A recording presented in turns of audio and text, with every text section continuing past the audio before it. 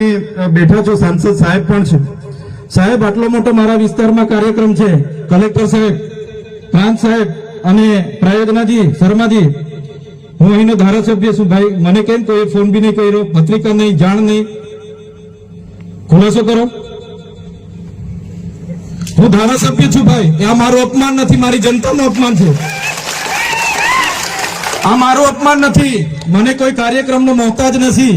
મને પત્રિકામાં નામ આવે, મારી તકતીમાં નામ આવે તો જ ચૈતર વસાવા આવે એવું નથી. ચૈતર વસાવા નામ માટે હું નથી આવતો.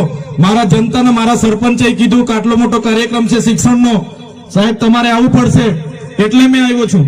અને કલેક્ટર સાહેબ, તમારી જવાબદારી છે, તમે વહીવટ છો, તમે મને ફોન કરીને જણાવો ને કાર્યક્રમ છે. મંત્રી સાહેબ ગાંધીનગર થી આવે છે, કઈ તકલીફ છે અમારાથી તમને? પ્રાયોજનાજી, શર્માજી, તકલીફ है आपको? તો કેમ ભાઈ તમે અમને જાણ નથી કરતા? કેમ આમંત્રણ નથી આપતા?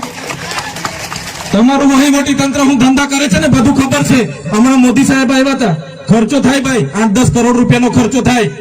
તમે દેવ મોગરામાં ડેકોરેશન માટે કલેક્ટર સાહેબ 16 કરોડ રૂપિયાનો અમારા આદિજાતિ બજેટમાં ખર્ચો પાડ્યો છે.